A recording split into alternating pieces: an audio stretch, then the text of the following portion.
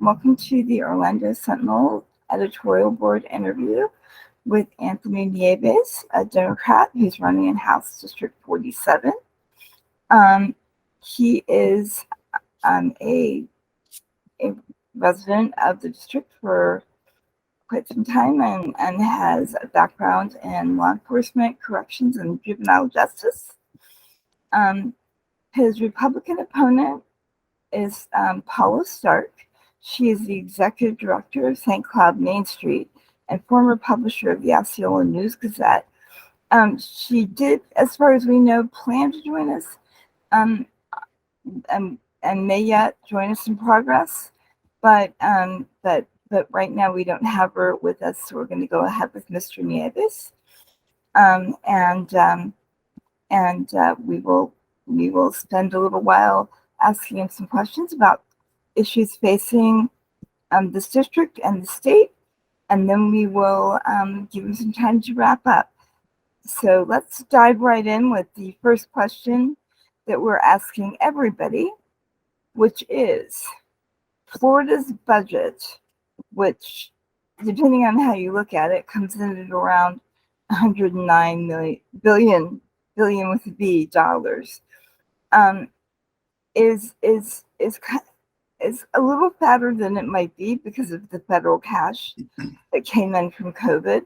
Lawmakers did opt to save a lot of that money, but since then we've had a hurricane that is going to do damage that we really haven't even started to count, and may really subtract from Florida's ability to carry out the legislature's only real duty, which is to write a budget.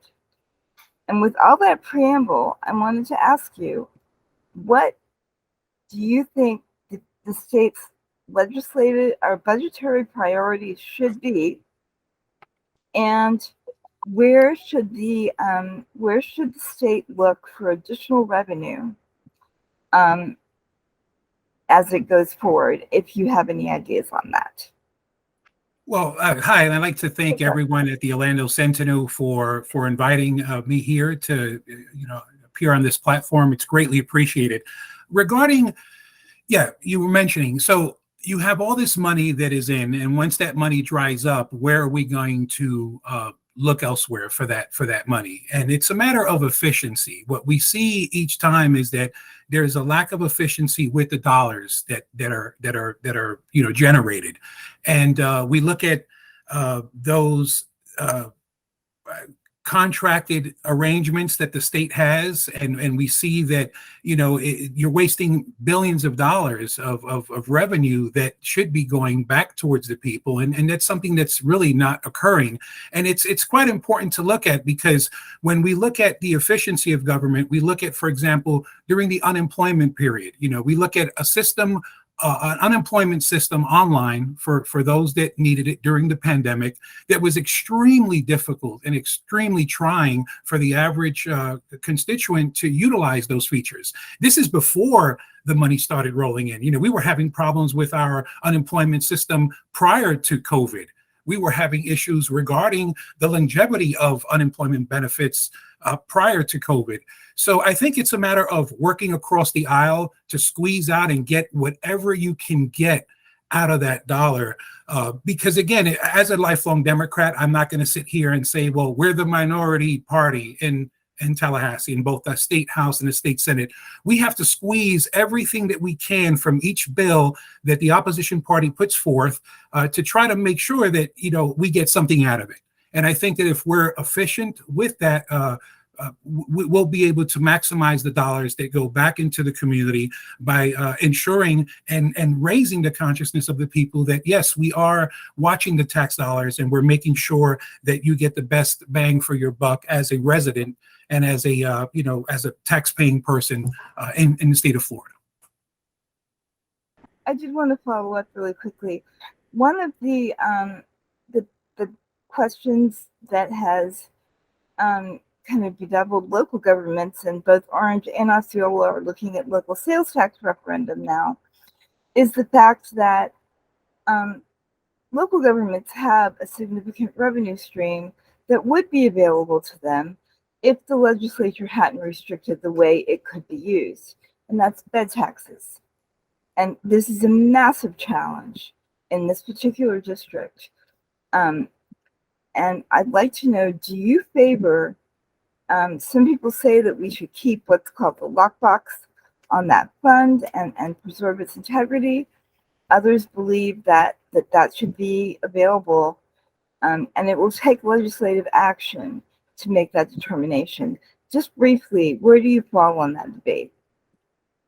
Well, when it comes down to that, I mean, it's just, you have that whole concurrency situation where, you know, you have the constituents that are pretty much blaming the county commissioners, but the county commissioners themselves are saying, no, this is coming from Tallahassee. So there's this runaround that you see, and that's something that I think we need to look at. I don't believe that any funds, like, for example, if you look at the Sadowski Fund for Affordable Housing, I don't believe that some of these funds should be touched. You know, it has to be, you know, sort of like sacred funds and utilized for its intended purpose.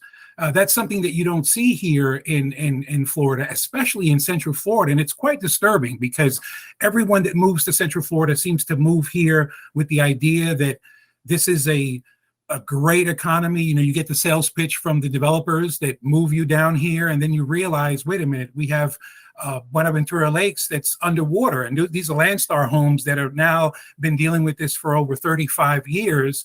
But I believe it's a matter of working with both party lines to ensure and to examine publicly what we have going on here. You know, we need to have town hall meetings that are constant, so that we can inform the community and have interpreters, both in English, Spanish, Creole, which seem to be the three major languages of the constituency in Central Florida, to examine and then get the ideas from the community.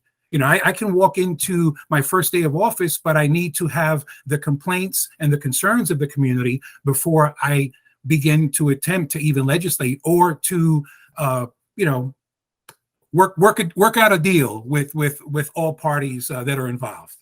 Thank you. If I could follow up on that, actually, speaking about funds not to be touched, and you mentioned Sadowski, but the question did start with bed tax and tourist development tax. I know that's been a point of contention in terms of should the TDT go specifically to tourism, and how does the definition of tourism, tourist-related dollars, does that extend to transportation and roads in the neighborhood? Does that extend to other issues having to do with tourism? I'm wondering your position specifically on the development tax, and is it being used properly now? I don't think it's being used properly now. And the proof of that is you take, for example, the newly redrawn House District 47, where you have the city of St. Cloud, whose population has essentially doubled over the last 15, 20 years, and you still have one Lynx bus route. Bus Route 10 remains the only bus route that goes through in and out St. Cloud. The same thing occurred with Ponciana in the former House District 43. You have one bus route that enters there. And mind you, the workforce is entirely from the area. So we need, if that money is going to be put forth into public transportation options and public transportation enhancements, yes. Aside from that, it would be considered a regressive tax if you're already getting toll fares, you're already getting, you know, all of these all this money is coming in that's supposed to enhance and maintain our infrastructure. No, I believe that if you're going to use that, it has to be for public transportation. We are in dire need of public transportation, where if you have no vehicle, you cannot go to work. If you cannot go to work, you will become homeless. And that is a major concern here amongst at least the constituents in Orange and Osceola County within House District 47. Thank you. If it's okay, Chris, I'll follow up with one more. Speaking of tourism and speaking of the tourist development tax, looking more at tourism in general, what is your opinion of Visit Florida and the way that the tourism marketing arm of the state is handling things? Okay, it's interesting with Tourism Florida, because even when I lived in New York prior to 18 years ago, I would enter a lot of the sweepstakes. To Visit Florida would have sweepstakes where you would, family of four, trip to Florida, all expenses paid. And I saw a lot of, at least in New York, I did see that presence, when you were either on, the mailers that you would get or the commercials. Here in Florida, I don't see that as being highlighted per se. I mean, Florida is a large state. When you look at the Panhandle right down to the Keys, I mean, there are quite a number of European countries that would fit in the state of Florida. So we should be focusing on our locals attending a lot of these tourist attractions. I, for one, am an individual that, had it not been for my prior employer, I would not have gone to Universal theme parks. Ask me how many times in 18 years I've been to Disney. Once in the last 18 years, to any of the Disney parks. And I'm a fan of theme parks. I really am. It's just that when you look at dollars and cents, it's not cost efficient. Even if you get the Georgia, Florida resident rate, the 10% you're getting or 15%, it's really not enough to, egg you on to decide on, well, you know what, I live in Miami. I want to go to Orlando. We're going to spend a week or two in Orlando with the family. You don't have that. So I think there needs to be a big focus on the locals attending and participating in the tourist market. And again, when it comes to the money, that money has to be kicked back to public transportation, whether it's the railways, whether it's the buses. Without public transportation, our workforce is dead. And that's essentially what occurs during times like hurricanes, when you have the floods, when you have, all of these issues that transpire, the housing market. Those were issues that affected the tourism industry. I want to just switch gears for a minute. One of the issues that is likely to dominate Florida's discourse in the coming term of the legislature is that of reproductive rights for women. Obviously, we had the decision in Roe v. Wade. We also have the complication of Florida's laws and constitution. So if you could just tell us, just so we can get a baseline, where you stand on exactly how much freedom a woman should have to terminate a pregnancy. At what point do you believe that right should cease? At what point in the pregnancy? And under what conditions would you provide exceptions to that point? Well, I do support a woman's right to choose 100%. I am for full reproductive rights without hindrance or involvement from the government. I believe that a lot of these issues have been politicized by the governor and his administration to raise that rhetoric that might improve his standing on a national level if he pursues national office as president of the United States. But I support, when it comes down to a woman's right, as a man, as a cisgender heterosexual male, I have no right to involve myself in the decision making of a woman, of a childbearing person, and what they decide. And I don't believe that the government should be involved. And I think we're spending millions of dollars discussing this, and it's just it's completely abhorrent that we have that situation arising. But again, when it comes to full reproductive rights, that's me 100%. A woman's right to choose 100%. There's no question regarding that.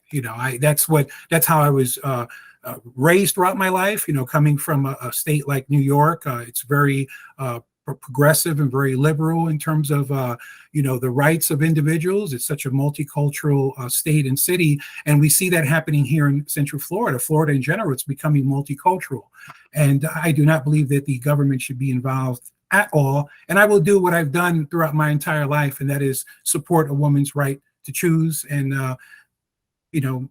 that's it. I would like to ask about development. I know it's obviously a huge topic, especially in your district and down in that area. And I've seen from your website that it's a point of interest for you. My simple question is, what does smart development look like to you specifically in your district? What the people require is, enhance the roadways, enhance the infrastructure before you build. We seem to be, I know Boggy Creek Road, for example, that enters into about 40% of what is now House District 47. It's been bumper to bumper from 2 p.m. to 7 p.m. Monday through Friday for the last 4 or 5 months as they are expanding Boggy Creek Road. We need to enlarge these roadways, enhance them before the construction comes in, not the other way around. And that's something that I see here for the 18 years that I've been a resident of Florida. It drives me insane when I see all these roadways being built after the developments are being built. Now in House District 47, what you see a lot of now is apartment complexes. Apartment complexes are being built, and that is going to bring thousands upon thousands of extra vehicles into the district. Take, for example, St. Cloud, which was, recently put into the newly drawn 47. The entire city of St. Cloud, when you look at the southern portion of St. Cloud, there is so much land and there's so much development. And when you start seeing the development and reaching that development, it's becoming a lot of apartments. So you have these apartments that are going to bring in cars, and then you don't have the roadway and the infrastructure. We need to make sure that we enhance those things before we construct. If that's, you'll hear from the county commissioners that we already pay one of the highest impact fees. Well, the developers have to pay more. They're making record profits. And as long as these developers and as long as these landlords are making record profits, the people have to get something out of it. I look at the rent itself, how it's doubled and tripled even prior to the pandemic. This is excluding the pandemic. We were already seeing the rents rising to 2 times the amount from prior to 2019. So I definitely want to see smart thinking, and the smart thinking would be you have to increase the public transportation options first and foremost. People will take them. People that come from other areas of the country are usually used to an efficient and reliable public transportation system. They come to Florida and there's nothing here. One of the options that is still available to Florida is to expand Medicaid to allow coverage for low-income working adults. And we, healthcare, obviously, as you said, it's a big deal. Is that something you support? Absolutely. Actually, almost on a daily basis, we're in contact with the offices of Congressman Darren Soto to see that he that he supports HR House Resolution 1976, which is the Medicare for All Act. And that's something that we are looking at, and we just want him to get on board. He was on board before, and as a representative of the people at the state House level, that's something that I see me being consistently poking on until we see that change. We can do it at the municipal level, at the county level, and then raise that to the state level, depending on the resolutions. But I do support Medicare for all without hindrance. That's a popular word that I use. Well, and I also wanted to ask you, one of the big challenges that Florida is already facing across Florida and in Central Florida as well, is that we are being warned that there is a pending teacher shortage that is going to get much worse. Where should Florida be looking to recruit and retain good teachers? We should be looking right here in the state of Florida. Florida has, an abundance of outstanding colleges and universities that are preparing the next generation of teachers from an academic, from a scholarly standpoint. Now, the issue is, I for one, and on our campaign, over the last 2-3 years, we've attended dozens upon dozens of school board meetings, both in Osceola County and in Orange County. And we see that literally after every school year, we're literally losing half of the teacher staffing. And a lot of it is due to this agenda that is, kind of makes these teachers uncomfortable. They don't know what they can teach, what they freely can teach. And when it comes down to teacher certifications, it's just like, the medical field, it's not one thing where you just are willing to, or there's a threat of you possibly losing your job. It's losing your job and also possibly being, having your licenses, your professional licenses taken away. And that's a threat that's causing an incredible teacher shortage. We need to develop our teachers here from within the community. We need to allow them to thrive as teachers have always been allowed to thrive. When you go to high school, especially when you go to college, that's when everyone kind of goes through that phase in life where they question everything. And it's quite important. So it's the teacher shortage. You have to increase the pay. You have to look at what contracts are being established that are taking money away from the possibility of teacher pay increasing. And then you also have to enhance the comprehensive benefits package that these teachers and most professionals are being taken. It's being taken away from year by year. They're paying higher deductibles, higher dues. And there was a time where working for the school system or for local or state government was the place to go. Now it's like, no, man, you get the least benefits, the least pay. And that's something that it's surreal to me here in the state of Florida. Thank you very much. And I'm gonna sneak in one more, and that is that Florida is surrounded on three sides by water. Is considered to be one of the most vulnerable states to the effects of climate change. And we got a pretty vicious lesson in that over the past couple weeks. Where do you think the immediate priority is for the legislature in building the state's resiliency and response to climate change? Well, that kind of stems to the question that Jay had mentioned earlier, and that is development, smart development. I mean, if you have to develop, and that's something that I'm so much against, but it's something that's eventual. You have to be fierce. The environmental protection laws have to be extremely fierce, and you have to abide by them. It's like if you don't pass those stringent rules and regulations, you can't develop. That's just the way it is. We're far from the time of Henry Diston draining 1 million acres of land to form what we're now standing and working on. We really need to focus on smart development, and that has to do with, it's terrifying. I mean, again, we did not get hit with a hurricane in Central Florida. We got hit, at least in this immediate area, we got hit with a storm, with a tropical storm. And a tropical storm is what has caused millions or even billions of dollars in damage with the flooding. Again, a 1/4-mile radius in every direction from my home was underwater. We were home. Luckily, we did not lose any power, any water, or any internet access. So we were extremely fortunate. But if you don't have smart development that focuses primarily on the environmental effect, you're looking at a disaster, and a very costly disaster. When you're looking at insurance and you're looking at the billions of dollars that are exchanged, we have to focus on that, and we definitely need individuals that are outspoken in that regard. Thank you so much. There is so much more that we could get into. I really wish we had more time.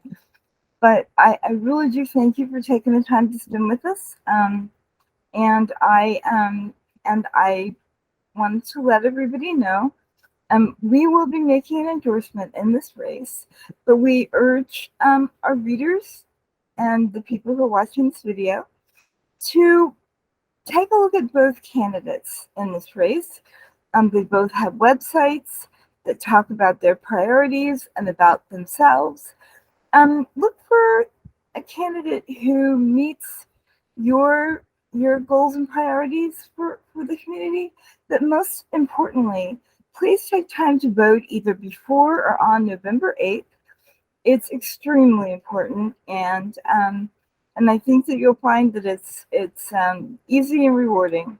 So with that, I'm going to invite Mr. Nieves to make a closing statement, a brief one, to kind of explain to us why he believes he's the best choice in this race. And Mr. Nieves. Again, I want to thank everyone with the Orlando Sentinel for allowing this platform here. It's a wonderful time. Quite emotional. I mean, you don't see it, but I'm caught up with emotion because this is something that is many years in the making. You know, when you are working and you're reaching out to your community, you know, we have to have a representative. We have to have representation that stays with the ear on the street. You have to have representation that attends your school board meetings in both counties, that attends your county commission meetings in both counties, that attends your city commission meetings throughout both counties. And or if not, have a representative from your office there so that so that you can not only represent the people, but you can kick back that information towards the people. I believe that I am the best candidate because this is what I've done since I was literally born. I was born into a union household that participated in rallies and strikes, and my parents are icons in the LGBTQ community. And actually, just yesterday, we were endorsed by the Rainbow Democrats of Orange County to add to our list of endorsements. And we're very proud of that because this is what it's all about. We need representation. And what you see in just the political campaign season is striking. It's nerve-wracking at times. I can only imagine what is in store in Tallahassee. But you need individuals that are ready to represent, to become vocal. And I believe that when it comes to, you know, book banning, and when it comes to the reproductive rights, when it comes to the Green New Deal, when it comes to Medicare for all, if you're looking for an outlet, if you're looking for a voice, I believe that I am the best individual to serve the people, not just for these next 2 years, but hopefully for, you know, years after, right up until a term limit does not allow me to continue forth, you know. But I thank you all in the Orlando Sentinel for your time. It's we're very grateful for this platform, and we look forward to continuing a wonderful relationship with your staff on future projects that we have planned going forward. Thank you.